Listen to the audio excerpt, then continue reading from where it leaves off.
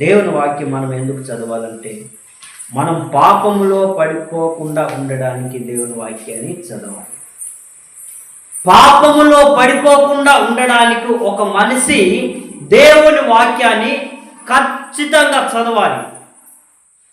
చదువు రానట్లయితే దైవజనుడు దేవుని సేవకుడు చెప్పినప్పుడు చెవియొగ్గి వినాలి.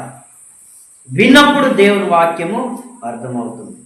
దేవుని వాక్యము మిమ్ములను పాపానికి దూరంగా ఉంచుతుంది.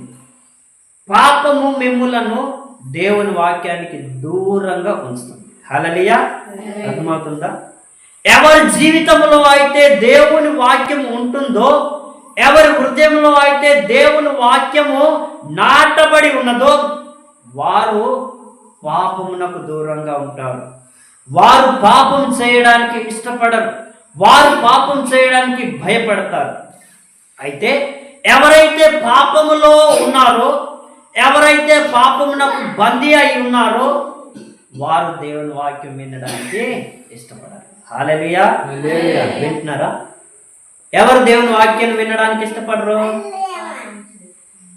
పాపం చేస్తున్నవారు, పాపమునకు దాసులై ఉన్నవారు, పాపమునకు బందీ అయి ఉన్నవారు, పాపపు జీవితాన్ని గడుపుతున్నవారు దేవుని వాక్యము చెవియొగ్గి వినలేరు.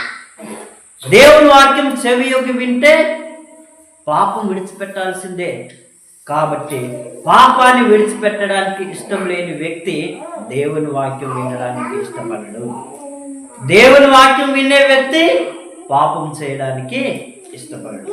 కాబట్టి దేవుని వాక్యం అంటుంది కదా, పాపంలో పడిపోకుండా ఉండడానికి మనం దేవుని వాక్యాన్ని చదవాలి. కీర్తనల గ్రంథము 119వ కీర్తన 9వ వచనం మనం చదువుకుందాం. 119వ కీర్తన 9వ వచనం. 119వ కీర్తనలో 9వ వచనం. యవనస్తులు దేని చేత తమ నడత శుద్ధిపరచుకొందురు? నీ వాక్యమును బట్టి దానిని జాగ్రత్తగా చూచుకొనుట చేతనే గదా.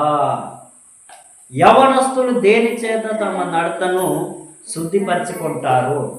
ఒక మనిషి తన నడతను, తన ప్రవర్తనను, తన జీవితాన్ని, తన హృదయాన్ని ఏ విధంగా శుద్ధిపరచుకోగలడు అంటే దేవుని వాక్యం ద్వారా మాత్రమే ఒక వ్యక్తి తన జీవితంలో పరిశుద్ధంగా జీవించగలడు.